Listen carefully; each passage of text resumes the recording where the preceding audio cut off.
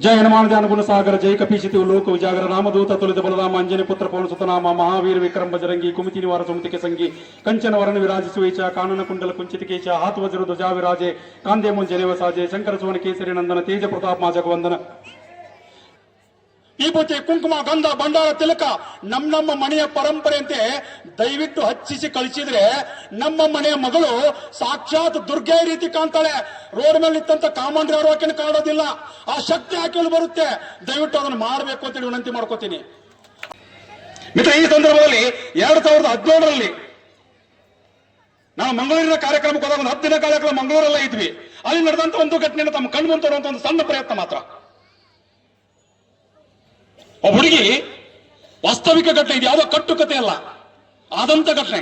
ಒಬ್ಬ ಹುಡುಗಿ ಯಾವುದೋ ಹುಡುಗನ ಪ್ರೀತಿಗೆ ಬಲೆಗೆ ಬಿದ್ದು, ಒಂದು ಹುಡುಗನ ಪ್ರೀತಿಗೆ ಬಲೆಗೆ ಬಿದ್ದು ಒಂದು ಕಾಯಿನ್ ಬಾಕ್ಸ್ ನ ಒಂದು STD ಸೆಂಟರ್ಗೆ ಹೋಗಿ ಕಾಯಿನ್ ಬಾಕ್ಸ್ ಗಳಲ್ಲಿ ₹1 ಕಾಯಿನ್ಗಳನ್ನ ಹಾಕ್ತಿದ್ಲಂತೆ. ನಿನ್ನನ್ನು ಬಿಟ್ಟಿರ್ಲಿಕ್ಕೆ ಸಾಧ್ಯ ಇಲ್ಲ, ನಿನ್ನನ್ನು ಬಿಟ್ಟಿರ್ಲಿಕ್ಕೆ ಸಾಧ್ಯ ಇಲ್ಲ, ಈ ರೀತಿ 10-20 ಕಾಯಿನ್ಗಳನ್ನ ಹಾಕ್ತಾಳಂತೆ. ಅನಿರೀಕ್ಷಿತವಾಗಿ ಆಕೆಗೆ ಕಲಿಸುವಂತ ಗುರುಗಳು ಅವತ್ತಲ್ಲಿ ಕಾಯಿನ್ ಬಾಕ್ಸ್ ಸೆಂಟರ್ಗೆ ಹೋಗಿದ್ರು, STD ಸೆಂಟರ್ಗೆ ಹೋಗಿದ್ರು. ಆ ಗುರುಗಳು ಕೇಳ್ತಾರಂತೆ, ಮಾತನಾಡ್ತಿದ್ಯಲ್ಲ ಯಾರು ಹುಡುಗ ಅಂತ ಕೇಳಿದಾಗ, ಸರ್ ಕಳೆದ 4-5 ತಿಂಗಳಿಂದ ಆತನ ಪರಿಚಯ ಆಗಿದೆ, ಆತನ ಬಿಟ್ಟಿರ್ಲಿಕ್ಕೆ ನನಗೆ ಸಾಧ್ಯವೇ ಆಗ್ತಿಲ್ಲ, ಹಾಗಾಗಿ ಆತನ ಜೊತೆಗೆ ಮಾತಾಡ್ತದೆ, ಬಿಟ್ಟಿರ್ಲಿಕ್ಕೆ ಸಾಧ್ಯ ಇಲ್ಲ ಅಂತೇಳಿ ಕಾಯಿನ್ ಬಾಕ್ಸ್ ಅಲ್ಲಿ ಕಾಯಿನ್ ಹಾಕಿ ಮಾತನಾಡ್ತಿದ್ದೆ ಅಂತ ಹುಡುಗಿ ಹೇಳ್ತಿದ್ಲಂತೆ. ಹೇಳ್ತಿರ್ಬೇಕಾದ್ರೆ ಗುರುಗಳು ಹೇಳ್ತಾರೆ, ನನ್ನ ಮೊಬೈಲ್ ನಂಬರ್ ತೆಗೆದುಕೋಮ್ಮ, ನನ್ನ ಮೊಬೈಲ್ ನಂಬರ್ ತೆಗೆದುಕೋ, ರಾತ್ರಿ 9 ಗಂಟೆ 9:30 ಒಳಗಡೆ ದಯವಿಟ್ಟು ನನಗೊಂದು ಫೋನ್ ಮೂಲಕ ಹೇಳ್ಬಿಡು. ಮನೆಗೆ ಹೋಗಿ ಒಂದು ಸಾರಿ ಅಪ್ಪನ ತೊಡೆ ಮೇಲೆ ಮಲಗಿ ನೋಡು, ಒಂದು ಸಾರಿ ಅಮ್ಮನ ತೊಡೆ ಮೇಲೆ ಮಲಗಿ ನೋಡು, ನಿನಗಾದಂತ ಅನುಭವನ ದಯವಿಟ್ಟು ನನಗೆ ಹೇಳಬೇಕು ಅಂತೇಳಿ ಹುಡುಗಿಗೆ ಹೇಳಿ ಕಳಿಸ್ತಾರಂತೆ. BA ಅಲ್ಲಿ ಓದ್ತಕ್ಕಂಥ ವಿದ್ಯಾರ್ಥಿನಿಕಿ ಮನೆಗೆ ಹೋಗ್ತಾಳಂತೆ. ಮನೆಗೆ ಹೋದ ತಕ್ಷಣ ಒಂದು ಕಡೆ ಮಧ್ಯಾಹ್ನದ ಅಡಿಗೆ ಮಾಡಿದ್ಲು ಅಮ್ಮ, ಮಧ್ಯಾಹ್ನದ ಅಡಿಗೆ ಮಾಡಿದ್ಲು. ಎಲ್ರು ಇನ್ನೇನು ಊಟ ಕೂತ್ಕೋಬೇಕು ಅಂತೇಳಿ ಆಲೋಚನೆ ಮಾಡ್ತಿರ್ಬೇಕಾದ್ರೆ ಹುಡುಗಿ ಹೇಳ್ತಾಳಂತೆ, ಊಟ ಮುಗಿದ ತಕ್ಷಣ ಅಪ್ಪ ನಿಮ್ ತೊಡೆ ಮೇಲೆ ಒಂದು ಸಾರಿ ಮಲಗಬೇಕು, ದಯವಿಟ್ಟು ಅವಕಾಶ ಕೊಡ್ತೀರಾ ಅಂತ ಕೇಳ್ತಾಳಂತೆ. ಹರಕಲ ಬಟ್ಟೆ ಹಾಕೊಂಡಂತ ಅಪ್ಪ ನನ್ನ ಮಗಳಿಗೆ ಬಾಟಾ ಚಪ್ಪಲಿ ಕೊಡಿಸಿ, ನನ್ನ ಮಗನಿಗೂ ಸ್ಪಾರ್ಕ್ ಚಪ್ಪಲಿ ಕೊಡಿಸಿ, ನನ್ನ ಮಗಳು ಚೆನ್ನಾಗಿ ಕಾರಬೇಕು ಅಂತೇಳಿ ಒಳ್ಳೆ ಚೂಡಿದಾರ್ಗಳನ್ನ ಕೊಡಿಸಿ, ಒಳ್ಳೆ ಚೂಡಿದಾರ್ಗಳನ್ನ ಕೊಡಿಸಿ, ತಾನು ಮಾತ್ರ ಮೂಲೆಯಲ್ಲಿ ಹರಕಲ ಬಟ್ಟೆಯನ್ನು ಹಾಕೊಂಡಂತ ಅಪ್ಪ, ನನ್ನ ಮಗಳ ಬದುಕು ಚೆನ್ನಾಗಿರ್ಲಿ ಅಂತ ಬಯಸಿದಂತ ಅಪ್ಪ. ಯಾವತ್ತೂ ಅಪ್ಪನ ಕಲ್ಪನೆ ಮಗಳ ಕಣ್ಮುಂದ್ ಬಂದಿರಲಿಲ್ಲ. ಊಟ ಆದ ತಕ್ಷಣ ಅಪ್ಪನಿಗೆ ಕೇಳ್ತಾವಂತೆ, ಅಪ್ಪ ಇವತ್ತು ನಿಮ್ ತೊಡೆ ಮೇಲೆ ಮಲಗಬೇಕು ಅಂತ ಅನಿಸ್ತಾ ಇದೆ, ದಯವಿಟ್ಟು ಅವಕಾಶ ಕೊಡ್ತೀರಾ ಅಂತೇಳಿ 20 ವರ್ಷ ಬೆಳೆದಂತ ಮಗಳು ಕೇಳ್ತಾಳೆ. ಅಪ್ಪನಿಗೆ ಬಾಲ್ಯ ನೆನಪಾಯ್ತು, ಮಗಳ ಬಾಲ್ಯ ನೆನಪಾಯ್ತು. ಮಗಳು ಓಡ್ತಿರ್ಬೇಕಾದ್ರೆ, ಯಾವಾಗಲೂ ಬೀಳ್ತಿರ್ಬೇಕಾದ್ರೆ ಆ ಮಗಳನ್ನ ಎತ್ಕೊಂಡಂತ ನೆನಪಾಗ್ತಿತ್ತು. ಮಗಳು ಯಾವಾಗ ನಡೀತಿರ್ಬೇಕಾದ್ರೆ, ಅವಾಗವಾಗ ಒಂದೊಂದು ತಪ್ಪೆಜ್ಜೆ ಆಗ್ತಿರ್ಬೇಕಾದ್ರೆ ಆ ಮಗಳ ಕೈಯನ್ನು ಹಿಡಿದು ಬೆಳೆಸಿದಂಥದ್ದು ನೆನಪಾಯ್ತು. ಅಪ್ಪನ ಕದಂಬ ಬಾವುಗಳು, ಆಕೆಗೆ ಕಾಲಿಗೆ ಹಚ್ಚುವಂತ ಲಿಪ್ಟಿಕ್ ಅನ್ನು ಹಿಡ್ಕೊಂಡು ತಲೆಗಚ್ಚುವ ಎಣ್ಣೆಯವರೆಗೆ ಅಪ್ಪ ಎಲ್ಲವನ್ನ ಕೊಟ್ಬಿಟ್ಟಿದ್ದ. ಆ ಎಲ್ಲ ಬಾಲ್ಯದ ನೆನಪುಗಳು ಅಪ್ಪನ ಕಣ್ಮುಂದ್ ಬರ್ತಿತ್ತು. ಮಗಳು ಅಪ್ಪನ ತೊಡೆ ಮೇಲೆ ಮಲ್ಕೊಂಡಿದ್ದೇ ಗೊತ್ತಾಗ್ಲಿಲ್ಲ, ಮಲ್ಕೋತಾಳೆ. ಸಾಯಂಕಾಲ ಆಗಿತ್ತು, ಮಗಳು ಹೇಳ್ತಾಳೆ, ಅಮ್ಮ ಸಾಯಂಕಾಲ ಊಟದ ತಯಾರಿ ಸಲುವಾಗಿ ಬೇಳೆಕಾಳುಗಳನ್ನು ಸ್ವಚ್ಛ ಮಾಡ್ತಿದ್ಲು, ಅಕ್ಕಿ ಕಾಳುಗಳನ್ನು ಸ್ವಚ್ಛ ಮಾಡ್ತಿದ್ಲು. ಅಮ್ಮನ ಹತ್ರ ಹುಡುಗಿ ಹೋಗ್ತಾಳೆ, ಅಮ್ಮ ನೀನು ತೊಡೆ ಮೇಲೆ ಮಲಗಬೇಕು, ದಯವಿಟ್ಟು ಒಂದ್ಸರಿ ಮಲಗಲಿಕ್ಕೆ ಅವಕಾಶ ಕೊಡ್ತೀಯ ಅಂತ ಕೇಳ್ತಾಳಂತೆ. ಅಮ್ಮ ಆ ಬೇಳೆಕಾಳನ್ನ ಪಕ್ಕಕ್ಕೆ ಸರಿಸಿ ಮಗಳನ್ನ ತೊಡೆ ಮೇಲೆ ಮಲಗಿಸ್ಕೊಳ್ತಾಳಂತೆ. ಆ ಜೋಗಳ ಹಾಡುಗಳನ್ನ ಹಾಡ್ತಾಳಂತೆ, ಬೆನ್ನು ತಟ್ಟಿದ್ಲಂತೆ, ಕೂದಲುಗಳನ್ನ ಬಾಸ್ತಿರ್ಬೇಕಾದ್ರೆ ಮಗಳು ಮತ್ತೆ ನಿದ್ದೆಗೆ ಜಾರ್ತಾಳೆ. ರಾತ್ರಿ 9 ಗಂಟೆ 9:30 ಗಂಟೆಗೆ ಊಟ ಮುಗಿದ ತಕ್ಷಣ ತನ್ನ ಗುರುಗಳಿಗೆ ಫೋನ್ ಮಾಡ್ತಾಳಂತೆ. ಹುಡುಗಿ ತನ್ನ ಗುರುಗಳಿಗೆ ಫೋನ್ ಮಾಡ್ತಾಳಂತೆ. ಫೋನ್ ಮಾಡಿ ಹೇಳ್ತಾಳಂತೆ, ಹಲೋ ಸರ್ ಅಂತೇಳಿ ಫೋನ್ ಮಾಡ್ತಾಳಂತೆ. ಫೋನ್ ಮಾಡಿದ ತಕ್ಷಣ ಹುಡುಗಿ ಬಾಯಿಂದ ಬಂದದ್ದು ಒಂದೇ ಒಂದು ಮಾತು. ಗುರುಗಳು ಕೇಳ್ತಾರಂತೆ, ಆ 4-5 ತಿಂಗಳಿಂದ ಪ್ರೀತಿಸ್ತಾ ಇದೆಯಲ್ಲ ಆ ಹುಡುಗ ಬೇಕಾ ಅಂತೇಳಿ ಕೇಳ್ತಾರಂತೆ. ಇಲ್ಲ ಸರ್, ಸ್ವರ್ಗ ನನ್ನ ಮನೆಯಲ್ಲಿ ಇದೆ ಅಂತೇಳಿ ನನಗೆ ಇಲ್ಲಿವರೆಗೆ ಕಲ್ಪನೆಗೂ ಬಂದಿರಲಿಲ್ಲ ಸರ್. ನನ್ನ ಅಪ್ಪನ ತೊಡೆ, ನನ್ನ ಅಪ್ಪನ ಕೈಗಳು, ನನ್ನ ಅಪ್ಪ ಬಾಲ್ಯದಲ್ಲಿ ನನಗೆ ಬೆಳೆಸಿಕೊಟ್ಟಂತಹ ಸಂಸ್ಕಾರ, ಆ ಸಂಸ್ಕೃತಿಯ ಪರಂಪರೆ ಎಲ್ಲೋ ಒಂದ್ ಕಡೆ ಮರೆತು ಬಿಟ್ಟಿದೆ ಸರ್. ಸ್ವರ್ಗ ಮನೆಯಲ್ಲಿದೆ ಸರ್, ಆ ಹುಡುಗ ನನಗೆ ಅವಶ್ಯಕತೆ ಇಲ್ಲ, ನನ್ನ ತಂದೆ ತಾಯಿ ನನಗೆ ಬೇಕು, ನನ್ನ ಮನೆ ನನಗೆ ಬೇಕು ಅಂತಕ್ಕಂಥ ಚಿಂತನೆನ ಆ ಹುಡುಗಿ ಕೊಡ್ತಾರಲ್ಲ. ದಯವಿಟ್ಟು ಈ ಕಥೆಗಳನ್ನ ಹೇಳಿ ಮನೆ ಮಕ್ಕಳಿಗೆ. ಈ ಕಥೆಗಳನ್ನ ಹೇಳಿದಾಗ ಮಾತ್ರ ಮನೆಯ ಮಕ್ಕಳು ಜಾಗೃತವಾಗಿರ್ಲಿಕ್ಕೆ ಸಾಧ್ಯ ಇದೆ. ಕಲ್ಪನೆ ಮಾಡ್ಕೊಳ್ಳಿ, ಇವತ್ತಿನ ನಮ್ಮ ಹುಡುಗಿಯರು ಕಾಲೇಜ್ಗೆ ಹೋಗ್ತಿರ್ಬೇಕಾದ್ರೆ ತಂದೆ ತಾಯಿಗಳಿಗೆ ಕಾಣೋದಿಲ್ಲ ಟಿಕಳಿ, ತಂದೆ ತಾಯಿಗಳಿಗೆ ಕಾಣೋದಿಲ್ಲ. ನನ್ನ ಮನೆಯಲ್ಲಿ ದಯವಿಟ್ಟು ವಿಭೂತಿ ಹಚ್ಚಿದ್ರೆ ವಿಭೂತಿ ಹಚ್ಚಿಸಿ, ನಮ್ಮ ಮನೆಯಲ್ಲಿ ಕುಂಕುಮ ಹಚ್ಚಿದ್ರೆ ದಯವಿಟ್ಟು ಕುಂಕುಮ ಹಚ್ಚಿಸಿ, ನಮ್ಮ ಮನೆಯಲ್ಲಿ ಭಂಡಾರ ಹಚ್ಚಿದ್ರೆ ಭಂಡಾರ ಹಚ್ಚಿಸಿ, ನಮ್ಮ ಮನೆಯಲ್ಲಿ ತಿಲಕ ಹಚ್ಚಿದ್ರೆ ತಿಲಕ ಹಚ್ಚಿಸಿ.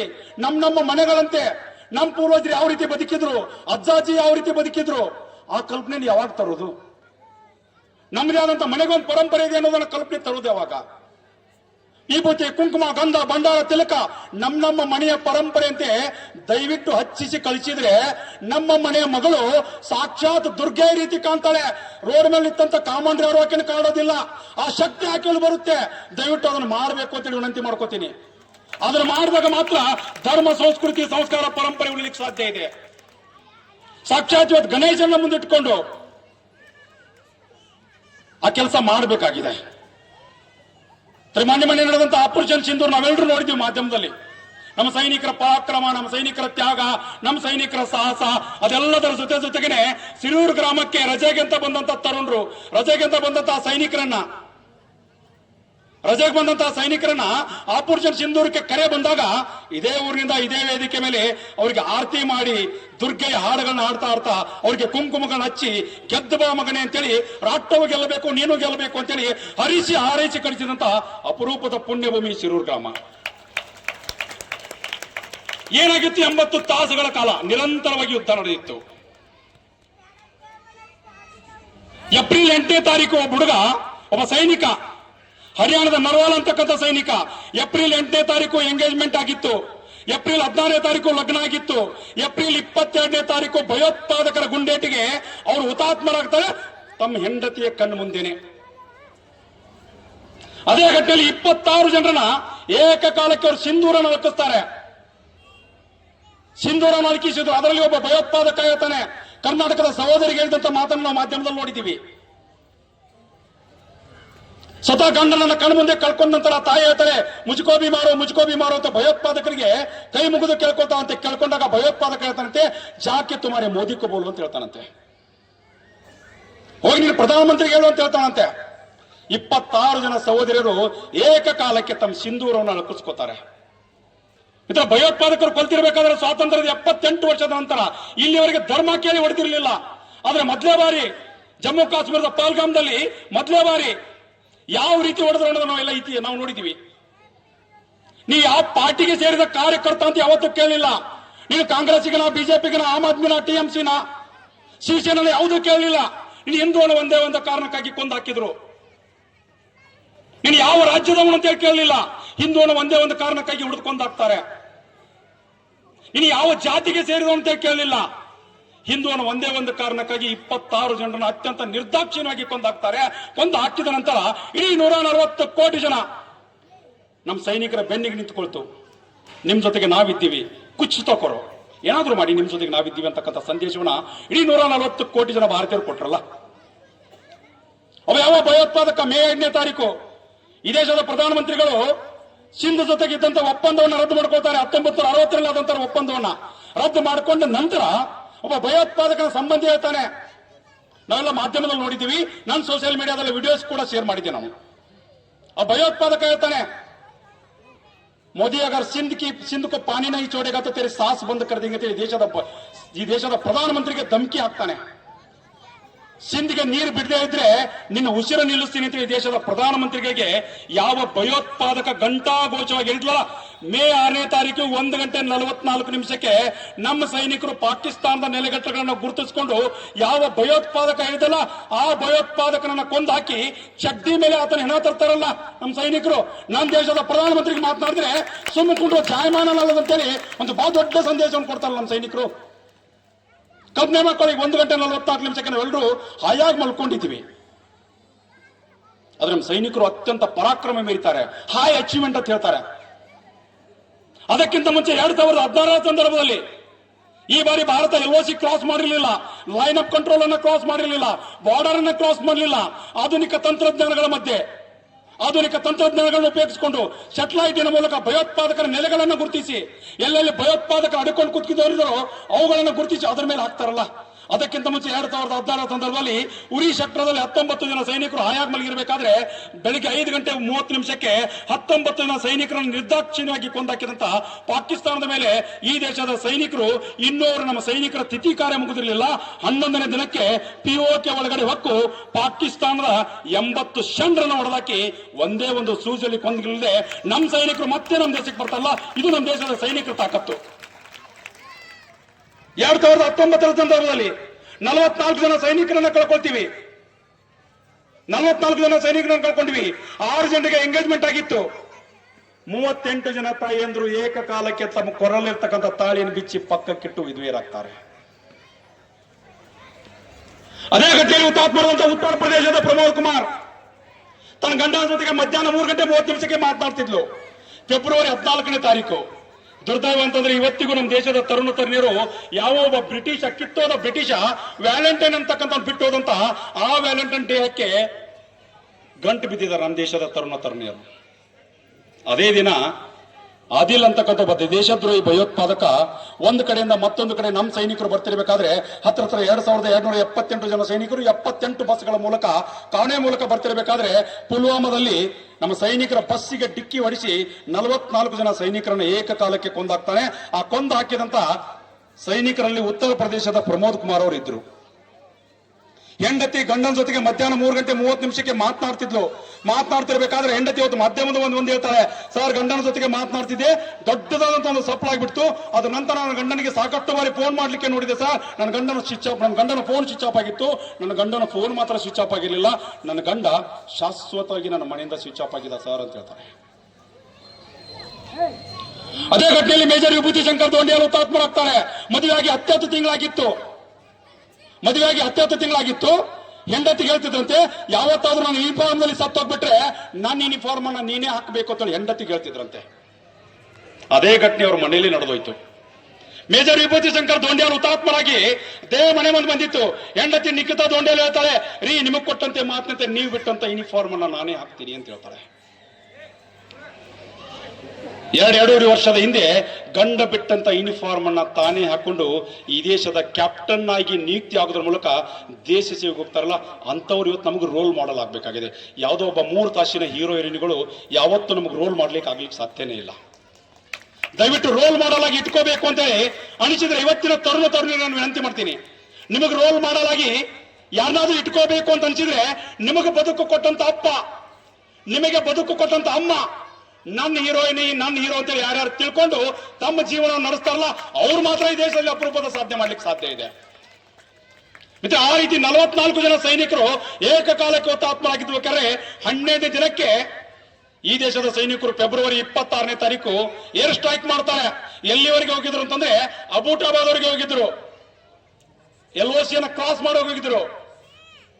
ಅಬೂಟಾಬಾದ್ ವರೆಗೆ ಹೋಗಿ ಪಾಕಿಸ್ತಾನದ ಹತ್ರ ಬಾಲಾಕೋಟ್ ವರೆಗೆ ಹೋಗಿರ್ತಾರೆ. ಅಲ್ಲಿಂದ ಅಬೂಟಾಬಾದ್ 40 ಕಿಲೋಮೀಟರ್ ಇತ್ತು. ಅಲ್ಲಿಂದ ಅಲ್ಲಿ ಮಠ ಹೋಗಿ ನಮ್ಮ ಸೈನಿಕರು ಪಾಕಿಸ್ತಾನದ 350ಕ್ಕಿಂತ ಹೆಚ್ಚು ಸೆಂಡ್ರನ್ನ ಹೊಡೆದಾಕಿ ಒಂದೇ ಒಂದು ಸೂಜಿಯಲ್ಲಿ ಕೊಂಕಾಗದೆ ಮತ್ತೆ ನಮ್ಮ ದೇಶಕ್ಕೆ ಬರ್ತಾರೆ. ದೇಶಕ್ಕೆ ಬಂದ ನಂತರ ಒಂದಿಷ್ಟು ಜನ ಅದಕ್ಕೆ ಪ್ರೂಫ್ ಕೇಳಿದ್ರು, ಸಾಕ್ಷಿ ಕೇಳ್ತಾರೆ.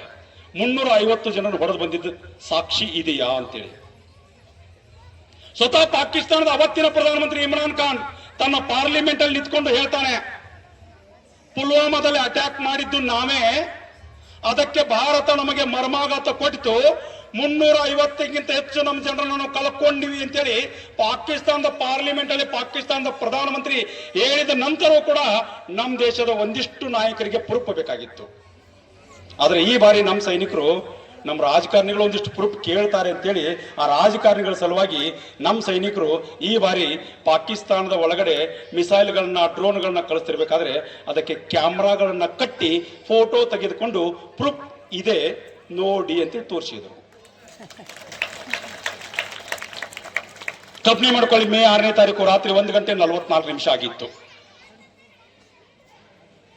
ಪಾಕಿಸ್ತಾನದ 9 ನೆಲೆಗಟ್ಟಗಳನ್ನು ಗುರುತಿಸಿದ್ರು. ಅದರಲ್ಲಿ 24 ಸ್ಥಳಗಳನ್ನ ಐಡೆಂಟಿಫೈ ಮಾಡಿದ್ರು. ಎಲ್ಲೆಲ್ಲಿ ಭಯೋತ್ಪಾದಕರು ಅಡಕೊಂಡು ಕುತ್ಕೊಂಡಿದ್ರು ಅಲ್ಲೇ ಬೀಳ್ಬೇಕು ಅಂತ ನಿಶ್ಚಯ ಮಾಡಿದ್ರು. ಇವತ್ತು 1000 ಜನ ಇದ್ದೀವಿ, 1000 ಜನರ ಮಧ್ಯೆ ಎಲ್ಲಿ ಬೀಳ್ಬೇಕು ನಮ್ಮ ಬಾಂಬ್ ಅಂತೇಳಿ ನಿಶ್ಚಯ ಮಾಡಿದ್ರಲ್ಲ ಸೆಟಲೈಟ್ ಮೂಲಕ, ಅಲ್ಲೇ ಹೋಗಿ ಬಾಂಬ್ ಬೀಳುತ್ತೆ.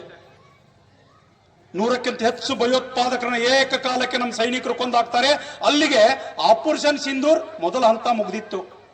26 ಜನರ ಸಾವಿಗೆ ಪ್ರತೀಕಾರವನ್ನ ಭಾರತದ ಸೈನಿಕರು ತೆಗೆದುಕೊಂಡಿದ್ರು. ಆದ್ರೆ ಮತ್ತೆ ಕಾಲು ಕೆರ್ಕೊಂಡು ಪಾಕಿಸ್ತಾನ ಬರುತ್ತೆ ಅಂತೇಳಿ ನಮ್ಮ ಸೈನಿಕರಿಗೆ 100% ಗೊತ್ತಿತ್ತು. ಯಾಕಂದ್ರೆ ವರ್ಧಮಾನ್ ಅಭಿನಂದನ್ ಅವರು 2019ರ ಸಂದರ್ಭದಲ್ಲಿ ಪಾಕಿಸ್ತಾನ್ F-16 ಅಮೆರಿಕದ ಅತ್ಯಂತ 5th ಜನರೇಷನ್ ಈ ಯುದ್ಧ ವಿಮಾನವನ್ನು ಕಳಿಸಿದ್ರು. ಅದಕ್ಕೆ ಮಿರಾಜ್ 2000 ಯುದ್ಧ ವಿಮಾನ ತೆಗೆದುಕೊಂಡೋಗಿ F-16 ಅನ್ನ ನಮ್ಮ ಸೈನಿಕರು ಸೆಕೆಂಡ್ ಜನರೇಷನ್ ಯುದ್ಧ ವಿಮಾನ ತೆಗೆದುಕೊಂಡೋಗಿ 5th ಜನರೇಷನ್ ಯುದ್ಧ ವಿಮಾನಕ್ಕೆ ಬೆನ್ನತ್ತಿ ನಮ್ಮ ಸೈನಿಕರು ಅದನ್ನು ಹೊಡೆದಾಕಿ ಮತ್ತೆ ಸುರಕ್ಷಿತವಾಗಿ ನಮ್ಮ ದೇಶಕ್ಕೆ ಬರ್ತಾರಲ್ಲ, ವರ್ಧಮಾನ್ ಅಭಿನಂದನ್. ಅದೇ ರೀತಿ ಮೇ 8ನೇ ತಾರೀಕು ಪಾಕಿಸ್ತಾನದವರು ಈ ದೇಶದ ಮೇಲೆ ಹತ್ರ 900ಕ್ಕಿಂತ ಹೆಚ್ಚು ಡ್ರೋನ್ಗಳನ್ನು ಹಾಕ್ತಾರೆ, 900ಕ್ಕಿಂತ ಹೆಚ್ಚು ಮಿಸೈಲ್ಗಳನ್ನ ಹಾಕ್ತಾರೆ. ಆದ್ರೆ ನಮ್ಮ ಸೈನಿಕರ ಪರ್ಫೆಕ್ಟ್ನೆಸ್ ಹೆಂಗಿತ್ತು, ನಮ್ಮ ಸೈನಿಕರ ಕೆಲಸ ಹೆಂಗಿತ್ತು ಅಂತಂದ್ರೆ ಆ 900 ಮಿಸೈಲ್ಗಳಲ್ಲಿ ಪಾಕಿಸ್ತಾನ ನಿರ್ಮಿತ, ಟರ್ಕಿ ನಿರ್ಮಿತ, ಚೀನಾ ನಿರ್ಮಿತ ಎಲ್ಲೋ ಬೋಗಸ್ ಆದಂತ ಎಲ್ಲ ಮಿಸೈಲ್ಗಳನ್ನ ತಂದು ನಮ್ಮ ದೇಶದ ಮೇಲೆ ಹಾಕ್ತಿದ್ರು. ನಮ್ಮ ಸೈನಿಕರ ಚಾಕಚಕ್ಯತೆಯಿಂದ, ನಮ್ಮ ಸೈನಿಕರ ಪರ್ಫೆಕ್ಟ್ನೆಸ್ ನಿಂದ ನಮ್ಮ ಸೈನಿಕರು ಯಾವ ರೀತಿ ಪರಾಕ್ರಮ ಕೆಲಸ ಮಾಡಿದ್ರು ಅಂತಂದ್ರೆ ಭಾರತದಲ್ಲಿ 900ರಲ್ಲಿ ಕೇವಲ ಬಂದು ಬಿದ್ದಿದ್ದು 5 ಮಾತ್ರ. ಎಂತ ಅದ್ಭುತ ಕೆಲಸವನ್ನು ನಮ್ಮ ಸೈನಿಕರು ಮಾಡಿದ್ರು. ಮಿತ್ರರೇ, ಮೇ 9ನೇ ತಾರೀಕು ನಮ್ಮ ಸೈನಿಕರು ಮತ್ತೊಂದು ಅದ್ಭುತ ಕಾರ್ಯವನ್ನು ಮಾಡ್ತಾರೆ, ಪಾಕಿಸ್ತಾನಕ್ಕೆ ಉತ್ತರ ಕೊಡ್ತಾರೆ. ಈ ಬಾರಿ ಯಾವ ರೀತಿ ಕೆಲಸ ಮಾಡಿದ್ರು ಅಂತಂದ್ರೆ ಲಾಹೋರ್ ಅವರಿಗೆ ಹೋಗಿದ್ರು, ಕೇರಳ ಅವರಿಗೆ ಹೋಗಿದ್ರು, ಲಾಹೋರ್ ಅವರಿಗೆ ಹೋಗಿದ್ರು, ಕರಾಚಿ ಅವರಿಗೆ ಹೋಗಿದ್ರು, ರಾವಲ್ಪಿಂಡಿ ಅವರಿಗೆ ಹೋಗಿದ್ರು, ಇಸ್ಲಾಮಾಬಾದ್ ಅವರಿಗೆ ಹೋಗಿದ್ರು, ಕತುವಾ ತನಕ ಹೋಗಿದ್ರು ನಮ್ಮ ಸೈನಿಕರು. ಎಲ್ಲಿ ಪಾಕಿಸ್ತಾನದ ಸೇನಾಧಿಕಾರಿ ಆಸಿಫ್ ಮುನೀರ್ ಮನೆ ಇತ್ತಲ್ಲ, ಆ ಮನೆಯ 8 ಕಿಲೋಮೀಟರ್ ದೂರದಲ್ಲಿ ನಮ್ಮ ಸೈನಿಕರು ಮಿಸೈಲ್ಗಳನ್ನ ಹಾಕ್ತಾರೆ. ಆ ಮಿಸೈಲ್ಗೆ ಬೆಚ್ಚಿ ಬಿದ್ದಂತ ಪಾಕಿಸ್ತಾನದ ಸೇನಾಧಿಕಾರಿ ತಾನು ಪ್ರಧಾನಮಂತ್ರಿಗೆ ಫೋನ್ ಮಾಡಿ ಹೇಳ್ತಾನಂತೆ, ನನ್ನ ದೇಶದ ಮೇಲೆ ಹೊಡಿತಿದ್ದಾರೆ ಮಾರ, ಇನ್ನೂ ಮಲಗಿದೆಯಾ, ಎದ್ದೇಳು ಅಂತೇಳಿ ರಾತ್ರಿ 2:30 ಹಬ್ಬಿಸ್ತಾನೆ. ಅದಕ್ಕಿಂತ ಮುಂಚೆ ಈ ದೇಶದ ಸೈನಿಕರು ಪಾಕಿಸ್ತಾನದ ಏರ್ ಡಿಫೆನ್ಸ್ ಸಿಸ್ಟಮ್ ಅನ್ನು ನಾಶ ಮಾಡಿದ್ರು, ಪಾಕಿಸ್ತಾನದ ಹ್ಯಾಂಗರ್ಗಳನ್ನ ನಾಶ ಮಾಡಿದ್ರು, ಪಾಕಿಸ್ತಾನದ ಶೆಡ್ಗಳನ್ನ ನಾಶ ಮಾಡಿದ್ರು, ಪಾಕಿಸ್ತಾನದ ಎಲ್ಲೆಲ್ಲಿ ವಿಮಾನಗಳು ನಿಂದಿಸ್ತಿರ್ತಲ್ಲ ಆ ವಿಮಾನಗಳು ನಿಂದಿಸುವಂತ ಸ್ಥಳಗಳನ್ನ ಗುರುತಿಸಿ ಹೊಡೆದಾಕಿದ್ರು. ಯಾವಾಗ ನೂರ್ ಖಾನ್ ಹೊಡೆದಾಕ್ತಾರೆ ನಮ್ಮ ಸೈನಿಕರು, ಆವಾಗ ಪಾಕಿಸ್ತಾನದ ಸೇನಾಧಿಕಾರಿಗೆ ಎಚ್ಚರಾಗುತ್ತೆ.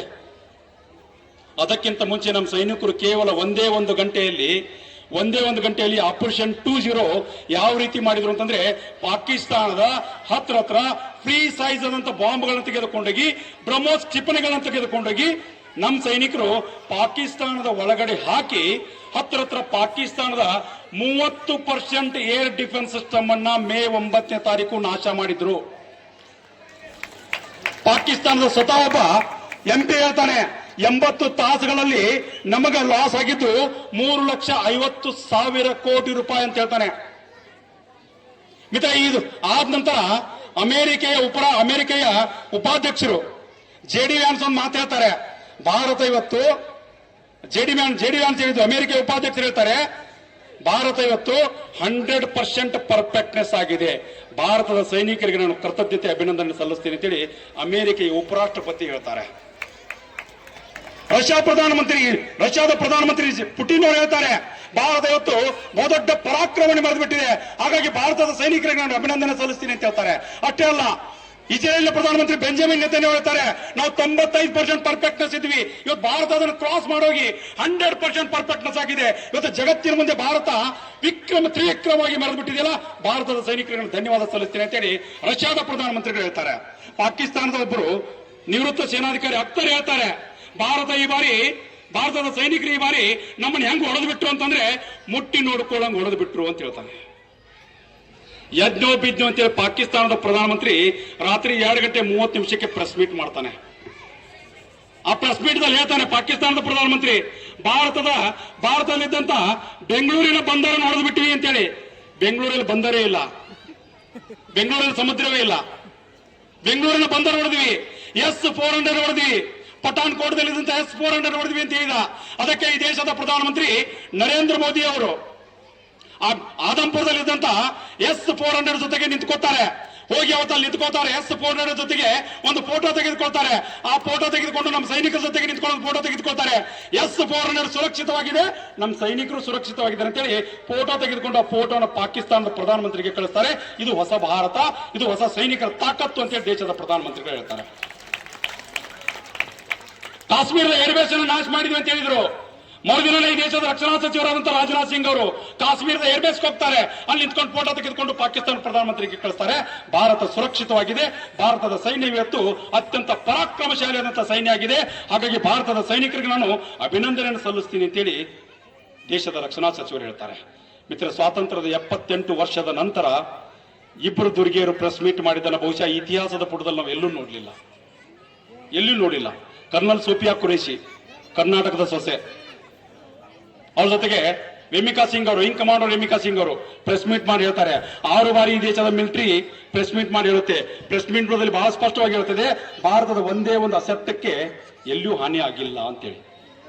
ಎಲ್ಲೂ ಹಾನಿ ಆಗಿಲ್ಲ, ಯಾವುದೇ ಒಂದು ಅಸೆಟ್ಗೆ ಹಾನಿಯಾಗಿಲ್ಲ ಅಂತೇಳಿ 6 ಬಾರಿ ಪ್ರೆಸ್ ಮೀಟ್ ಮಾಡ್ತಾರೆ. ಈ ದೇಶದ ರಕ್ಷಣಾ ಸಚಿವರು 11 ಬಾರಿ ಮಾತನಾಡ್ತಾರೆ. ಈ ದೇಶದ ಪ್ರಧಾನಮಂತ್ರಿಗಳು 9 ಬಾರಿ ಮಾತನಾಡ್ತಾರೆ. ಮಾತನಾಡಿದ ನಂತರ ಕೂಡ ಈ ದೇಶದ ಒಂದಿಷ್ಟು ನಾಯಕರು ಪಾರ್ಲಿಮೆಂಟ್ ಅಲ್ಲಿ ನಮ್ಮ ರಫೇಲ್ಗೆ ಏನಾಗಿದೆ ಅಂತ ಕೇಳ್ತಾರೆ. ಮೊನ್ನೆ ಸಿಂಗ್ ಅವರು ಹೇಳಿದರು, ಮೊನ್ನೆ ಸಿಂಗ್ ಅವರು ಹೇಳ್ತಾರೆ, ಬಹಳ ಸ್ಪಷ್ಟವಾಗಿ ಹೇಳ್ತಾರೆ, ಪಾಕಿಸ್ತಾನದ 5 ಯುದ್ಧ ವಿಮಾನಗಳನ್ನು ನಾಶ ಮಾಡಿದ್ವಿ, ಒಂದು ದೊಡ್ಡ ವಿಮಾನವನ್ನು ನಾಶ ಮಾಡಿದ್ವಿ. ಭಾರತದವರು ಉಪಯೋಗ ಮಾಡಿದಂತ ಒಂದೇ ಒಂದು ರಫೇಲ್ ಸುರಕ್ಷಿತವಾಗಿದೆ ಅಂತಕ್ಕಂಥ ಮಾತುಗಳನ್ನ ಹೇಳ್ತಾರಲ್ಲ, ಇದು ಈ ದೇಶದ ಸೈನಿಕರ ತಾಕತ್ತು.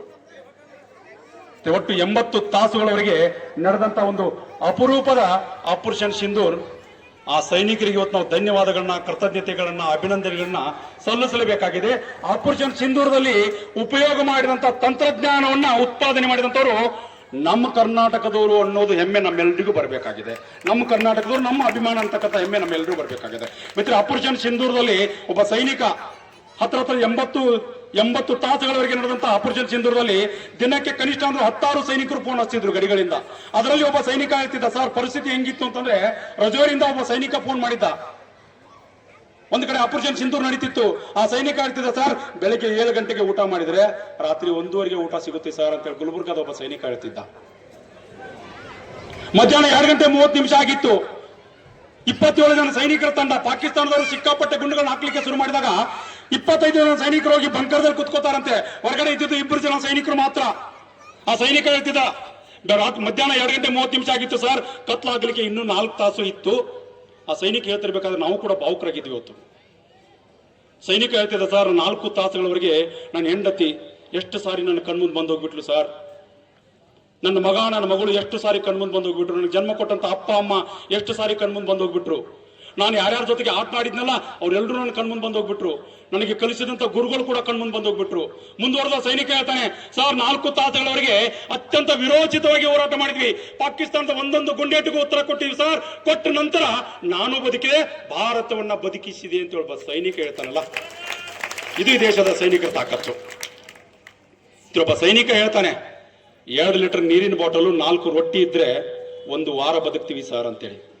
ಕಲ್ಪನೆ ಮಾಡ್ಕೊಳ್ಳಿ, ಇವತ್ತಿನ ನಮ್ಮ ಮನೆ ಮಕ್ಕಳಿಗೆ ಒಂದು ಅರ್ಧ ಗಂಟೆ ಊಟ ತಡ ಆದ್ರೆ ಅಪ್ಪ ಅಮ್ಮನ ಜೊತೆಗೆ ಜಗಳ ಮಾಡುವಂತ ಎಷ್ಟು ತರುಣಿಯರು ನಾವು ನೋಡಿದ್ದೀವಿ, ಎಷ್ಟೋ ತರುಣಿಯರು ನೋಡಿದೀವಿ. ಆದ್ರೆ ನಮ್ಮ ಸೈನಿಕ ಆ ರೀತಿ ಬದುಕ್ತಾನಲ್ಲ, ಆ ಕಲ್ಪನೆಯನ್ನ ದಯವಿಟ್ಟು ನಮ್ಮ ಮನೆ ಮಕ್ಕಳಿಗೆ ತರಬೇಕಾಗಿದೆ. ಕಲ್ಪನೆ ಮಾಡ್ಕೊಳ್ಳಿ, 1831 ಸಂದರ್ಭದಲ್ಲಿ ಸಂಗೊಳ್ಳಿ ರಾಯಣ್ಣ ಯಾವ ರೀತಿ ಬಲಿಯಾದ. ನಮ್ಮ ಮನೆ ಮಕ್ಕಳಿಗೆ ಕತೆ ಹೇಳ್ಬೇಕಲ್ಲ, ಸಂಗೊಳ್ಳಿ ಕತೆ ಹೇಳ್ಬೇಕಲ್ಲ, ನಮ್ಮ ಮನೆ ಮಕ್ಕಳು ಸಂಗೊಳ್ಳಿ ಆಗ್ಬೇಕಲ್ಲ. ಬಲಿಯಾಗಲಿಕ್ಕೆ ತಯಾರಾಗಿದ್ದ ಒಂದ್ ಕಡೆ ತಾಯಿ ಕೆಂಚವ್ವ, ಸಂಗೊಳ್ಳಿ ರಾಯಣ್ಣ ಕಣ್ಣೀರಿನ ನೋಡ್ತಾ ತಾಯಿ ಕಣ್ಣೀರನ್ನ ಹಾಕ್ತಿರ್ಬೇಕಾದ್ರೆ ಸಂಗೊಳ್ಳಿ ರಾಯಣ್ಣ ಹೇಳ್ತಾನಲ್ಲ, ಅಮ್ಮ ಕಣ್ಣೀರನ್ನ ಹಾಕ್ಬೇಡ. ಸಂಗೊಳ್ಳಿ ರಾಯಣ್ಣ ತಾಯಿ ಕಣ್ಣೀರನ್ನ ಹಾಕಿದ್ದು ಬ್ರಿಟಿಷರು ಗೊತ್ತಾಗಬಾರ್ದು. ಇವತ್ತು ಒಬ್ಬ ರಾಯಣ್ಣ ಸಾಯ್ತಿದ್ದಾನೆ. ಮುಂಬರುವಂತ ದಿನಗಳಲ್ಲಿ ಕೋಟಿ ರಾಯಣ್ಣ ದೇಶದಲ್ಲಿ ಹುಟ್ಟುತ್ತಾರೆ. ಆ ಕೆಂಪದ ಮುಖದ ಬ್ರಿಟಿಷರನ್ನ ಈ ದೇಶದಿಂದ ಹೊರದಬ್ತಾರಮ್ಮ ಅಂತೇಳಿ ನಗನಗುತ್ತಾ ಅಮ್ತೂರ್ ಬಾಳಪ್ಪನ ಜೊತೆಗೆ, ಚನ್ನಬಸಪ್ಪ ಅಜ್ಜಿಯ ಜೊತೆಗೆ, ತನ್ನ 7 ಜನ ಸಹಚರ ಜೊತೆಗೆ ಸಂಗೊಳ್ಳಿ ರಾಯನ ನಂದಗಡದಲ್ಲಿ ಗಲ್ಲಿಗೆ ಇರ್ತಾರಲ್ಲ, ಆ ಸಂಗೊಳ್ಳಿ ರಾಯನ ಜನಾಂಗಕ್ಕೆ ಸೇರಿದವನು ಅನ್ನೋದು ಎಲ್ಲೋ ಒಂದ್ ಕಡೆ ಮರ್ತು ಬಿಟ್ಟಿದ್ದೀವಿ. ಕಲ್ಪನೆ ಮಾಡ್ಕೊಳ್ಳಿ, ಕಿತ್ತೂರು ಚೆನ್ನಮ್ಮ 1824 ಸಂದರ್ಭದಲ್ಲಿ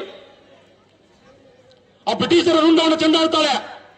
ಆ ರುಂಡವನ್ನು ತಂದು ತನ್ನ ಊರಿನ ದ್ವಾರ ಬಾಗಿಲಿಗೆ ಕಟ್ಟುತ್ತಾಳೆ, ಕಚ್ಚಿಯನ್ನು ಕಟ್ಕೋತಾಳೆ, ಕೈಯಲ್ಲಿ ಕಡ್ಗ ಹಿಡಿತಾಳೆ. ಮತ್ತೊಂದು ಸಾರಿ ಕಿತ್ತೂರು ಕಡೆ ನೋಡ್ಬಿಟ್ರೆ ಹುಷಾರ್ ಅನ್ನುವಂತ ಸಂದೇಶವನ್ನು ಕೊಡ್ತಾಳೆ ಕಿತ್ತೂರು ಚೆನ್ನವ. ಆ ಜನಾಂಗಕ್ಕೆ ಸೇರಿದವರು ಅನ್ನೋದು ಎಲ್ಲೋ ಒಂದ್ ಕಡೆ ಮರೆತು ಬಿಟ್ಟಿದ್ದೀವಿ. 12ನೇ ಶತಮಾನದಲ್ಲಿ ಜಾತಿಗಳ ಮಧ್ಯೆ ಸಾಮರಸ್ಯ ಇರಲಿಲ್ಲ. ಆ ಜಾತಿಗಳ ಮಧ್ಯೆ ಸಾಮರಸ್ಯ ಇರದೇ ಇರೋದನ್ನ ಬಹಳ ಸಮೀಪದಿಂದ ನೋಡಿದಂತ ವಿಶ್ವಗುರು ಬಸವಣ್ಣವರು, ಜಗದ್ಗುರು ಬಸವಣ್ಣವರು ತಮ್ಮ ವಚನಗಳ ಮೂಲಕ ಬಹುದೊಡ್ಡ ಕ್ರಾಂತಿಯನ್ನು ಸಮಾಜದಲ್ಲಿ ಮಾಡ್ತಾರಲ್ಲ, ಆ ವಿಶ್ವಗುರು ಬಸವಣ್ಣವರ ಸಮಾಜಕ್ಕೆ ಸೇರಿದವರು ನಾವು ಆ ವಂಶದ ಕುಡಿ ಅಂತೇಳಿ ನಾವು ಎಲ್ಲೋ ಒಂದ್ ಕಡೆ ಮರೆತು ಬಿಟ್ಟಿದ್ದೀವಿ. ಒಂದ್ ಕಡೆ ಕವಿ ಹೇಳ್ತಾನೆ, ಬಹಳ ಅದ್ಭುತವಾದಂತ ಮಾತನ್ನು ಹೇಳ್ತಾನೆ, ಮಾತರಮೆ ಮಧುಕೈಟ ಭೋಗರ ಬಯಸಿ ಪ್ರಾಣಾಪಾರ ಮಧ್ಯಮೆ ಹೇಳಾ ನಿರ್ಜಿತ ತನುಲೋಚನವದೆ ಹೇ ಚಂಡಿ ಮುಂಡಾರ್ದಿನಿ ನಿಶಸ್ಕೃತ ರಕ್ತ ಬೀಜ ತನುಜೆ ನಿತ್ಯ ನಿಶಂಭು ಪಾವು ಶಂಭು ದೌಶಿನಿ ಸಂಹಾರಸು ದುರ್ತಂ ದುರ್ಗೆ ನಮಸ್ತೆ ಅಂಬಿಕೆ ದುರ್ತಂ ದುರ್ಗೆ ನಮಸ್ತೆ ಅಂಬಿಕೆ ಅಂತ ಶಂಭು ನಿಶಂಭುರಂತ ರಾಕ್ಷಸರನ್ನ ಸಂಹಾರ ಮಾಡಿದಂತ ದೇಶ ನಮ್ಮದು. ಅಂತ ದೊಡ್ಡ ದೊಡ್ಡ ರಾಕ್ಷಸರನ್ನ ಸಂಹಾರ ಮಾಡಿದಂತ ದೇಶ ನಮ್ಮದು. ಅದರಲ್ಲಿ ಕವಿ ಹೇಳ್ತಾನೆ, ಯಾವ ರೀತಿ ವರ್ಣನೆ ಮಾಡ್ತಾರೆ ಅಂದ್ರೆ, ಸಹ್ಯಾದ್ರಿಯ ಶಿಖರ ಪರ್ವತದ ಮಧ್ಯೆ ಯಾವ ಯುಗ ಪುರುಷನ ಸಲುವಾಗಿ ಇಡೀ ದೇಶದ ತುಂಬಾ ಹಿಂದುತ್ವ ಅತ್ಯಂತ ಕೆಳಮಟ್ಟದಲ್ಲಿದ್ದಾಗ, ಧರ್ಮ ಅತ್ಯಂತ ಕೆಳಮಟ್ಟದಲ್ಲಿದ್ದಾಗ, ಈ ದೇಶದ ಮೇಲೆ ಗುಡಿ ಗುಂಡಾರಗಳ ಮೇಲೆ ಮೊಘಲರು ದಾಳಿ ಮಾಡ್ತಿರ್ಬೇಕಾದ್ರೆ ಸಹ್ಯಾದ್ರಿ ಶಿಖರ ಪರ್ವತದ ಮಧ್ಯೆ ಛತ್ರಪತಿ ಶಿವಾಜಿ ಮಹಾರಾಜರಂತ ಒಬ್ಬ ಅಪರೂಪದ ವ್ಯಕ್ತಿಗೆ ಜನ್ಮ ಕೊಡ್ತಲ್ಲ ತಾಯಿ ಭಾರತಿ. ಆ ಜನಾಂಗಕ್ಕೆ ಸೇರಿದವರು ಎಲ್ಲೋ ಒಂದ್ ಕಡೆ ಮರೆತು ಬಿಟ್ಟಿದ್ದೀವಿ. ನಮ್ಮನೆ ಮಕ್ಕಳಿಗೆ ಗೊತ್ತು ಆ ಕಥೆಗಳನ್ನ ಹೇಳಬೇಕಾಗಿದೆ. ನಮ್ಮನೆ ಮಕ್ಕಳಿಗೆ ಗೊತ್ತು ಅಂತ ಕಥೆಗಳನ್ನ ಹೇಳೋದ್ರ ಮೂಲಕ ನಮ್ಮ ಮನೆ ಮಕ್ಕಳನ್ನ ನೈಜ ರಾಷ್ಟ್ರಭಕ್ತರನ್ನಾಗಿ ಮಾಡುವಂತ ಹೊಣೆಗಾರಿಕೆ ಜವಾಬ್ದಾರಿಯತ್ತು ನಮ್ಮೆಲ್ಲರ ಮೇಲೂ ಇದೆ. ಆ ನಿಟ್ಟಿನಲ್ಲಿ ನಾವೆಲ್ಲರೂ ಸೇರಿ ನಮ್ಮ ಮನೆಯ ಮಕ್ಕಳನ್ನ ಬೆಳೆಸುವ ಪ್ರಯತ್ನವನ್ನು ಮಾಡೋಣ. ಅದೆಲ್ಲದರ ಜೊತೆಗೇನೆ ಅಮೆರಿಕೆಯ ಅಧ್ಯಕ್ಷ ಡೊನಾಲ್ಡ್ ಟ್ರಂಪ್ ಒಂದ್ ಮಾತನ್ನು ಹೇಳಿದ್ದಾನೆ, ಭಾರತದ ಆರ್ಥಿಕ ಸ್ಥಿತಿ ಹಾಳಾಗ್ತಾ ಇದೆ ಅಂತೇಳಿ. 50% ನಮ್ಮ ಮೇಲೆ ಟ್ಯಾಕ್ಸ್ ಹಾಕಿದ್ದಾನೆ. ಆ ಡೊನಾಲ್ಡ್ ಟ್ರಂಪ್ಗೆ ಇವತ್ತು ನಾವು ಸಿರೂರು ಗ್ರಾಮದಲ್ಲಿ ಹಿಡ್ಕೊಂಡು ಯಾವ ರೀತಿ ಉತ್ತರ ಕೊಡಬೇಕು ಅಂತಂದ್ರೆ, ನಮ್ಮ ಮನೆಯಲ್ಲಿದ್ದಂತ ಎಲ್ಲ ಕುಟುಂಬ ಸದಸ್ಯರಿಗೆ ಹೇಳ್ಬೇಕು, ಯಾರ್ಯಾರ ನಮ್ಮ ಜೊತೆಗೆ ಸಂಬಂಧಿಕರಿದ್ದಾರೋ, ಪೌಣ್ಯರಿದ್ದಾರೋ, ಬೀಗರಿದ್ದಾರೋ, ಬೀಜರಿದ್ದಾರೋ ಎಲ್ರಿಗೂ ಫೋನ್ ಮಾಡಿ ಹೇಳೋಣ. ಟ್ರಂಪ್ನಂತ ಒಬ್ಬ ಹುಚ್ಚನಾಯಿ ಅಲ್ಲಿ ನಿಂತುಕೊಂಡು ಬಗಳಿದ್ರೆ, ನಿನ್ನ ದೇಶದಲ್ಲಿ ಬೆಳೆದಂತ ಪೆಪ್ಸಿ, ಕೋಕೋ ಕೋಲಾಗಳನ್ನ ನಾವು ಬ್ಯಾನ್ ಮಾಡ್ತೀವಿ, ನನ್ನ ರೈತ ಬೆಳೆದಂತ ಎಳ್ನೀರನ್ನ ನಾವು ಕುಡಿತೀವಿ, ನನ್ನ ಶರೀರಕ್ಕೆ ಕ್ಯಾಲ್ಸಿಯಂ ತಂದು ಕೊಡ್ತೀವಿ, ನನ್ನ ಶರೀರಕ್ಕೆ ಕ್ಯಾಲ್ಸಿಯಂ ತಂದುಕೊಳ್ಳೋದು ಅಷ್ಟೇ ಅಲ್ಲ, ಈ ದೇಶಕ್ಕೂ ಕ್ಯಾಲ್ಸಿಯಂ ತರ್ತೀವಿ, ಇಂಥ 10 ಟ್ರಂಪ್ಗಳು ಬಂದ್ರು ಈ ದೇಶವನ್ನು ನಾವು ಕಟ್ತೀವಿ ಅಂತಕ್ಕಂಥ ಸಂದೇಶವನ್ನ ಸಿರೂರು ಗ್ರಾಮದಿಂದ ನಾವೆಲ್ಲರೂ ಸೇರಿಕೊಡ್ಬೇಕಾಗಿದೆ. ಕೊಟ್ಟಾಗ ಮಾತ್ರ ಇಂಥ ಗಣೇಶೋತ್ಸವಕ್ಕೆ ಅರ್ಥಪೂರ್ಣ ಶಕ್ತಿ ಬರ್ಲಿಕ್ಕೆ ಸಾಧ್ಯ ಇದೆ. ಆ ನಿಟ್ಟಿನಲ್ಲಿ ನಾವೆಲ್ಲರೂ ಸೇರಿ ಪ್ರಯತ್ನ ಮಾಡಬೇಕಾದಂತ ಅನಿವಾರ್ಯತೆ ಮತ್ತು ಅವಶ್ಯಕತೆ ಎರಡೂ ಇದೆ. ದಯವಿಟ್ಟು ಮಕ್ಕಳಿಗೆ ಸಂಸ್ಕೃತಿ, ಸಂಸ್ಕಾರ, ಪರಂಪರೆಯ ಪಾಠಗಳನ್ನ ಮಾಡಬೇಕು ಅಂತೇಳಿ ಕೇಳ್ಕೊತೀನಿ. ಛತ್ರಪತಿ ಶಿವಾಜಿ ಮಹಾರಾಜರನ್ನ ತಾಯಿ ಬೆಳೆಸ್ತಿರ್ಬೇಕಾದ್ರೆ ಸುಮ್ಮನೆ ಬೆಳೆಸಿದ್ದಲ್ಲ. ತಾಯಿ ಗರ್ಭಾವಸ್ಥೆಯಲ್ಲಿದ್ದಾಗ ತಾಯಿ ಯಾವ ರೀತಿ ಬೈಕೆಗಳು ಕಾಡ್ತಿತ್ತು ಅಂತಂದ್ರೆ, ಇವತ್ತಿನ ತಾಯಿಯಂದ್ರಂತೆ ನಾನು ಇಡ್ಲಿ ತಿನ್ಬೇಕು, ದೋಸೆ ತಿನ್ಬೇಕು ಅಂತೇಳಿ ಬೈಕೆಗಳು ಕಾಡ್ತಿರ್ಲಿಲ್ಲ. ಶಿವಾಜಿ ಮಹಾರಾಜರನ್ನ ಜನ್ಮ ಕೊಡೋಕ್ಕಿಂತ ಮುಂಚೆ ತಾಯಿ ಜೀಜಾಬಾಯಿಗೆ ಬೈಕೆಗಳು ಕಾಡ್ತಿತ್ತಂತೆ. ಗುಡ್ಡಗಳನ್ನ ಅಗಿಬೇಕು, ಸಿಂಹದಂತೆ ಗರ್ಜಿಸಬೇಕು, ಚಾಮರಗಳು ಬೀಸ್ತಿರ್ಬೇಕು, ಮೊಘಲರ ಅಟ್ಟಹಾಸ ಮೆರಿಬೇಕು, ಧರ್ಮ, ಸಂಸ್ಕೃತಿ, ಸಂಸ್ಕಾರ, ಪರಂಪರೆ ಉಳಿಬೇಕು, ನಮ್ಮ ಹೆಣ್ಣು ಮಕ್ಕಳ ಅತ್ಯಾಚಾರ ನಿಲ್ಲಬೇಕು, ಗುಡಿ ಗುಂಡಾರಗಳು ನಿಲ್ಲಬೇಕು ಅಂತ ಸಾಕ್ಷಾತ್ ಶಿವ ಸಂಭೂತಂ ಒಬ್ಬ ಮಗನಿಗೆ ಜನ್ಮ ಕೊಡು ಅಂತೇಳಿ ದಿನನಿತ್ಯ ಬೈಕೆಗಳು ಕಾಡ್ತಿತ್ತಂತೆ. ಅದೇ ರೀತಿ ಛತ್ರಪತಿ ಶಿವಾಜಿ ಮಹಾರಾಜರು ಹುಟ್ಟುತ್ತಾರೆ. ಆ ಕಥೆಗಳನ್ನ ಮನೆ ಮಕ್ಕಳಿಗೆ ಹೇಳಬೇಕಾಗಿದೆ. ಈ ದೇಶಕ್ಕೆ ಪುಕ್ಷಟ್ಟಿಯಾಗಿ ಸ್ವಾತಂತ್ರ್ಯ ಸಿಕ್ಕಿಲ್ಲ ಅಂತಕ್ಕಂಥ ಮಾತುಗಳನ್ನ ಹೇಳಿದೆ. ಪ್ರತಿಯೊಂದು ಇತಿಹಾಸದ ಪುಟಗಳು ರಕ್ತರಂಜಿತವಾದಂತಹ ಇತಿಹಾಸದ ಪುಟಗಳು. ಈ ದೇಶಕ್ಕೆ ಸ್ವಾತಂತ್ರ್ಯ ಸಿಗುತ್ತಿರಬೇಕಾದ್ರೆ 21,50,000 ಜನ ಕ್ರಾಂತಿಕಾರಿಗಳನ್ನು ಕಳ್ಕೊಂಡಿದ್ವಿ. ಸ್ವಾತಂತ್ರ್ಯದ ನಂತರ ಈ ದೇಶದಲ್ಲಿ ಹತ್ರ 70,000ಕ್ಕಿಂತ ಹೆಚ್ಚು ಸೈನಿಕರನ್ನ, ಪೊಲೀಸರನ್ನ ಕಳ್ಕೊಂಡಿದ್ವಿ. ಅದು ನಮ್ಮ ಸಲುವಾಗಿ, ನಮ್ಮಗಳ ನಾಳಿಗೆಗಾಗಿ. ಆ ಕಲ್ಪನೆ ನಾವು ದಯವಿಟ್ಟು ನಮ್ಮ ಮನೆ ಮಕ್ಕಳಿಗೆ ತರಬೇಕು ಅಂತಕ್ಕಂಥ ಮಾತುಗಳನ್ನ ಈ ಸಂದರ್ಭದಲ್ಲಿ ಹೇಳ್ತಾ, ತಮ್ಮೆಲ್ಲರನ್ನ ನೋಡುವಂತ ಸೌಭಾಗ್ಯವನ್ನ ಒದಗಿಸಿಕೊಟ್ರು ವೀರ್ ಸಾವರ್ಕರ್ ಪ್ರತಿಷ್ಠಾನದವರು. ಅವರಿಗೆ ಒಂದು ಧನ್ಯವಾದ ಸಲ್ಲಿಸ್ತೀನಿ. ಧನ್ಯವಾದ ಸಲ್ಲಿಸೋಕ್ಕಿಂತ ಮುಂಚೆ ಒಂದ್ಸಾರಿ ತಾಯಿ ಭಾರತಿಗೆ ಗಟ್ಟಿ ಧ್ವನಿಯಲ್ಲಿ ನಾವೆಲ್ಲರೂ ಉಚ್ಚ ಕಂಠದಿಂದ ಜೈಕಾರ ಹಾಕೋಣ. ಜೈಕಾರ ಹೆಂಗಿರ್ಬೇಕು ಅಂತಂದ್ರೆ, ಅಲೆಕ್ಸಾಂಡರ್ನ ಒದ್ದು ಓಡಿಸಿದಂತ ಜಗತ್ತಿನ ಒಂದೇ ಒಂದು ದೇಶ ನಮ್ಮದು. ಸೊಕ್ಕಿನಿಂದ ಬರ್ತಕ್ಕಂಥ ಅಲೆಕ್ಸಾಂಡರ್ನ ಒದ್ದು ಓಡಿಸಿದ್ದೀವಿ. ದುರ್ದೈವ ಅಂತಂದ್ರೆ ಇವತ್ತಿಗೂ ಇತಿಹಾಸದ ಪುಟಗಳಲ್ಲಿ ಅಲೆಕ್ಸಾಂಡರ್ ದಿ ಗ್ರೇಟ್ ಅಂತ ಹೇಳ್ತಾರೆ. ಅಲೆಕ್ಸಾಂಡರ್ ಗುರು ಅರಿಸ್ಟಾಟಲ್ ಭಾರತಕ್ಕೆ ಅಲೆಕ್ಸಾಂಡರ್ ಬರ್ತಿರ್ಬೇಕಾದ್ರೆ ಅಲೆಕ್ಸಾಂಡರ್ ಗುರು ಅರಿಸ್ಟಾಟಲ್ ಹೇಳ್ತಾರತ್ತೆ, ಭಾರತ ದೇವ ಮಂದಿರ ಕಣಪ್ಪ, ಭಾರತದ ಮೇಲೆ ಹೋಗ್ತಿರ್ಬೇಕಾದ್ರೆ ದಯವಿಟ್ಟು ಕತ್ತಿಯನ್ನು ಹಿಡ್ಕೊಂಡು ಹೋಗ್ಬೇಡ, ಕೈ ಮುಗಿದು ಹೋಗ್ಬಿಡು, ಭಾರತ ನಿನ್ನ ಸ್ವೀಕರಿಸುತ್ತೆ ಅಂತ ಹೇಳಿದ್ರು. ಕತ್ತಿಯನ್ನು ಹಿಡ್ಕೊಂಡು ಈ ದೇಶದ ಮೇಲೆ ದಾಳಿ ಮಾಡ್ಲಿಕ್ಕೆ ಬರ್ತಾನೆ. ಗಡಿಯಲ್ಲಿದ್ದಂತ ಅಶ್ವಕರ ರಾಜರನ್ನು ಗೆಲ್ಲಲಿಕ್ಕಾಗ್ಲಿಲ್ಲ. ಗಂಡ ಸತ್ತೋದ ನಂತರ ಖಡ್ಗ ಕೆಳಗಿಡಬಾರ್ದು ಅಂತೇಳಿ 10,000 ಸಂಖ್ಯೆ ಸೈನಿಕರನ್ನು ಕಟ್ಕೊಂಡು, ಕಚ್ಚಿಯನ್ನು ಕಟ್ಟಿಕೊಂಡು, ಕೈಯಲ್ಲಿ ಖಡ್ಗ ಹಿಡ್ಕೊಂಡು 10,000 ಸಂಖ್ಯೆಯ ಸೈನಿಕರೊಂದಿಗೆ ರಾಣಿ ಕೃಪಾವತ್ತು ಹೋರಾಟ ಮಾಡ್ತಾ 2 ಲಕ್ಷ ಸಂಖ್ಯೆ ಸೈನಿಕರೊಂದಿಗೆ ಈ ದೇಶದ ಮೇಲೆ ದಾಳಿ ಮಾಡ್ಲಿಕ್ಕೆ ಬಂದಂತ ಅಲೆಕ್ಸಾಂಡರ್ನನ್ನ ಒದ್ದು ಓಡಿಸಿದಂತ ಜಗತ್ತಿನ ಒಂದೇ ಒಂದು ದೇಶದ ವಾರಸ್ದಾರ್ ನಾವೆಲ್ಲರೂ ಇದ್ದೀವಿ. ಈ ಕಲ್ಪನೆನ ದಯವಿಟ್ಟು ನಮ್ಮ ಮನೆ ಮಕ್ಕಳಿಗೆ ತರಬೇಕು ಅಂತೇಳಿ ವಿನಂತಿಯನ್ನು ಮಾಡ್ಕೊಳ್ತಾ, ಒಂದು ಸಾರಿ ತಾಯಿ ಭಾರತಿಗೆ ಗಟ್ಟಿ ಧ್ವನಿಯಲ್ಲಿ ಜೈಕಾರ ಹಾಕೋಣ, ಉಚ್ಚಕಂಠದಿಂದ ಜೈಕಾರ ಹಾಕೋಣ, ಸ್ವಾಭಿಮಾನದಿಂದ ಜೈಕಾರ ಹಾಕೋಣ. ನಮ್ಮಲ್ಲಿರ್ತಕ್ಕಂಥ ಎಲ್ಲ ತಾಕತ್ತನ್ನ ಒಂದು ಸಾರಿ ತಾಯಿ ಭಾರತಿಗೆ ಅರ್ಪಣೆ ಮಾಡೋಣ. ನಾವ್ ಯಾವತ್ತಾದ್ರೂ ಸಾಧು ಸಂತರಿಗೆ ಜೈಕಾರ ಹಾಕಿದೀವ? ತಾವು ಸನ್ಯಾಸತ್ವವನ್ನು ಸ್ವೀಕರಿಸಿ ಭಾರತ ಆಧ್ಯಾತ್ಮಿಕವಾಗಿ ಗಟ್ಟಿರಬೇಕು, ಭಾರತ ಒಳ್ಳೆ ದರದಿಂದ ಗಟ್ಟಿರಬೇಕು ಅಂತೇಳಿ ತಮ್ಮ ಇಡೀ ಜೀವನವನ್ನು ಸನ್ಯಾಸತ್ವದ ಮೂಲಕ ರಾಷ್ಟ್ರಕ್ಕಾಗಿ ಅರ್ಪಣೆ ಮಾಡತಕ್ಕಂಥ ಆ ಸಾಧು ಸಂತರ ಬದುಕು ಚೆನ್ನಾಗಿರ್ಬೇಕು ಅಂತೇಳಿ ಬಯಸಬೇಕಲ್ಲ ಇವತ್ತು. ನಮಗಾಗಿ ತಾನು ಹೊಲದಲ್ಲಿ ದುಡಿದು, ಮಳೆ ಬಿಸಿಲು ಏನೋ ಅನ್ನೋದಿಲ್ಲ, ನಮಗಾಗಿ ತಾನು ಹೊಲದಲ್ಲಿ ದುಡಿದು ಜಗತ್ತಿಗೆ ಅನ್ನ ಕೊಡುವಂತ ರೈತರಿಗೆ ಉತ್ತಮವಾದಂಥ ಬದುಕನ್ನು ಕೊಡಪ್ಪ, ಉತ್ತಮವಾದಂಥ ಮಳೆ ಕೊಡು, ಉತ್ತಮವಾದಂಥ ಬೆಲೆ ಕೊಡು ಅಂತೇಳಿ ಯಾವತ್ತಾದ್ರೂ ಭಗವಂತನ ಮುಂದೆ ಕುತ್ಕೊಂಡು ಕೇಳ್ಕೊಂಡಿದ್ದೀವ? ನಮಗೆ ಬಟ್ಟೆ ನೀರು ಕೊಟ್ಟಂತ ನೇಕಾರ ಬದುಕು ಚೆನ್ನಾಗಿಲ್ಲ ಅಂತೇಳಿ ಯಾವತ್ತಾದ್ರೂ ಕೇಳ್ಕೊಂಡಿದ್ದೀವ? -30-40 ಡಿಗ್ರಿಯಲ್ಲಿ ಕೆಲಸ ಮಾಡ್ತಕ್ಕಂಥ ಆ ಯೋಧರಿಗೆ ಇನ್ನಷ್ಟು ಶಕ್ತಿಯನ್ನು ಕೊಡು, ಇನ್ನಷ್ಟು ಯುಕ್ತಿಯನ್ನು ಕೊಡು, ವೈರಿಗಳ ರುಂಡುಗಳನ್ನು ಚೆಂಡಾಡುವಂತ ತಾಕತ್ತನ್ನ ನನ್ನ ದೇಶದ ತರುಣರಿಗೆ ಕೊಡುತ್ತೇಳಿ ಯಾವತ್ತಾದ್ರೂ ಭಗವಂತನ ಮುಂದೆ ನಿಂತ್ಕೊಂಡು ಕೇಳ್ಕೊಂಡಿದ್ವಾ? ಇದೆಲ್ಲದರ ಜೊತೆಗೆ ನನಗೆ ಬದುಕು ಕೊಟ್ಟಂತ ತಂದೆ ತಾಯಿ ಬದುಕು ದಿನನಿತ್ಯ ಚೆನ್ನಾಗಿರ್ಲಿ, ಆರೋಗ್ಯವಾಗಿರ್ಲಿ ಅಂತೇಳಿ ಯಾವತ್ತಾದ್ರೂ ಕೇಳ್ಕೊಂಡಿದ್ದೀವ? ಅದೆಲ್ಲದರ ಜೊತೆಗೆ ಇಲ್ಲಿದ್ದಂಥ ತರುಣರಿಗೆ ನಾನು ಒಂದೇ ಒಂದು ಕಿವಿ ಮಾತು ಹೇಳಲಿಕ್ಕೆ ಬಯಸ್ತೀನಿ. ನೀವು ದೊಡ್ಡವರಾದ್ಮೇಲೆ ಯಾವುದೇ ಕಾರಣಕ್ಕೂ ನಿಮ್ಮ ತಂದೆ ತಾಯಿಗಳನ್ನ ದಯವಿಟ್ಟು ಅನಾಥಾಶ್ರಮಕ್ಕೆ, ವೃದ್ಧಾಶ್ರಮಕ್ಕೆ ಕಳಿಸಬೇಡಿ. ನಿಮ್ಮ ಜೀವನದಲ್ಲಿ ಇವತ್ತು ಕಳಿಸದೇ ಇದ್ರೆ ನಾನು ಇವತ್ತಿ ಊರಿಗೆ ಬಂದು ಕಾರ್ಯಕ್ರಮ ಕೊಟ್ಟಿದ್ದು ಸಾರ್ಥಕ ಆಗುತ್ತೆ. ದಯವಿಟ್ಟು ಯಾವುದೇ ಕಾರಣಕ್ಕೂ ನಿಮ್ಮ ತಂದೆ ತಾಯಿಗಳನ್ನ ಅನಾಥಾಶ್ರಮಕ್ಕೆ, ವೃದ್ಧಾಶ್ರಮಕ್ಕೆ ಕಳಿಸಬೇಡಿ. ಎಷ್ಟು ದಿನ ಇರ್ತಾರೋ ಅಷ್ಟು ದಿನ ಅವರನ್ನ ಒಳ್ಳೆ ತರದಿಂದ ಸಾಕಿ, ಚೆನ್ನಾಗಿ ಸಾಕಿ ಅಂತೇಳಿ ವಿನಂತಿ ಮಾಡ್ಕೊಳ್ತಾ, ಎಲ್ರಿಗೂ ಸೇರಿ ಒಂದ್ಸರಿ ಗಟ್ಟಿದಲ್ಲಿ ಎರಡೂ ಕೈಗಳನ್ನ ಮೇಲ್ ಮಾಡಿ ಮುಷ್ಟಿ ಕಟ್ಟಿ ತಾಯಿ ಭಾರತಿಗೆ ಗಟ್ಟಿಯಾಗಿ ಜೈಕಾರ ಹಾಕೋಣ. ನಾನು ಮೊನ್ನೆ ಬೆಂಗಳೂರಿನ ಒಂದು ಕಾರ್ಯಕ್ರಮಕ್ಕೆ ಹೋದಾಗ ಕರ್ನಲ್ ಸಂತೋಷ್ ಅವ್ರು ಹೇಳ್ತಿದ್ರು, ಜೈಕಾರ ಹೆಂಗಿರ್ಬೇಕು ಅಂತಂದ್ರೆ ಮುಷ್ಟಿ ಕಟ್ಟಿ ಜೈಕಾರ ಹಾಕಬೇಕು. ಅಂದ್ರೆ 400 ಜನರನ್ನ ಇದೇ ಗ್ರಾಮದಿಂದ ಸೈನ್ಯಕ್ಕೆ ಕಳಿಸಿದ್ದೀವಿ. 400 ಜನರನ್ನ ಇದೇ ಗ್ರಾಮದಿಂದ ಸೈನ್ಯಕ್ಕೆ ಕಳಿಸಿದ್ದೀವಿ. ಮುಷ್ಟಿ ಕಟ್ಟಿ ಜೈಕಾರ ಹಾಕೋಣ. ಹೆಂಗಿರ್ಬೇಕು ಅಂತಂದ್ರೆ ನಮ್ಮಲ್ಲಿ ತಾಕತ್ ಬರಬೇಕಾಗಿದೆ, ಆ ಶಕ್ತಿ ಬರಬೇಕಾಗಿದೆ, ಆ ವಿರಾಟ ರೂಪ ಮತ್ತೊಮ್ಮೆ ಬರಬೇಕಾಗಿದೆ. ಆ ನಿಟ್ಟಿನಲ್ಲಿ ನಮ್ಮ ಎರಡೂ ಕೈಗಳನ್ನ ಮೇಲ್ ಮಾಡಿ ಮುಷ್ಟಿ ಕಟ್ಟಿ ಒಂದು ಸಾರಿ ಭಾರತ್ ಮಾತೆಗೆ ಜೈಕಾರ ಹಾಕೋಣ. ಜೈಕಾರ ಹಾಕೋಣ. ಭಾರತ್ ಮಾತಾ ಕಿ ಜೈ, ಭಾರತ್ ಮಾತಾ ಕಿ ಜೈ, ವಂದೇ ಜೈ ಜವಾನ್, ಜೈ ಕಿಸಾನ್, ಜೈ ಜವಾನ್, ಜೈ ಕಿಸಾನ್, ಗಣೇಶ್. ಮೋರೆ ಅಂತ ಹೇಳಿಲ್ಲಲ್ಲ ನಮ್ಮ ಮನೆ ಮಕ್ಕಳಿಗೆ, ಮೋರೆ ಅಂತ ಹೇಳಿಲ್ಲ. ಮೋರೆ ಅಂದ್ರೆ ನವಿಲು. ಆ ನವಿಲಿನ ಕಲ್ಪನೆ ತರಬೇಕಲ್ಲ. ಗಣಪತಿ ಸದಾ ನವಿಲಿನ ಜೊತೆಗೆ ಆಟ ಆಡ್ತಾ ಇದ್ದ. ಗಣೇಶ್ ಗಣಪತಿ ಬಪ್ಪ, ಗಣೇಶ್ ಗಣಪತಿ ಬಪ್ಪ. ಮಾತು ಮುಗಿಸೋಕ್ಕಿಂತ ಮುಂಚೆ ಒಂದ್ಸಾರಿ ಹನುಮಾನ್ ಚಾಲಿಸ ಹೇಳ್ತೀನಿ. ದಯವಿಟ್ಟು ಯಾರ್ಯಾರಿಗೆ ಬರುತ್ತೋ ಹನುಮಾನ್ ಚಾಲಿಸ ಒಂದ್ಸರಿ ಎಲ್ಲರೂ ಸೇರಿ ಪಠನೆ ಮಾಡೋಣ. ನಮ್ಮ ಶರೀರ ಕೂಡ ಹನುಮಪ್ಪನಂತೆ ಆಗ್ಬೇಕಾಗಿದೆ. ಸಮಾಜಕ್ಕೆ ಹನುಮಂತನ ಅವಶ್ಯಕತೆ ಇದೆ. ಸಮಾಜದಲ್ಲಿ ಕೆಲಸ ಮಾಡ್ಲಿಕ್ಕೆ ಹನುಮಂತನ ಅವಶ್ಯಕತೆ ಇದೆ. ದಯವಿಟ್ಟು ಯಾರ್ಯಾರು ಬರುತ್ತೋ ಒಂದ್ಸರಿ ನಾವೆಲ್ಲರೂ ಸೇರಿ ಹೇಳೋಣ.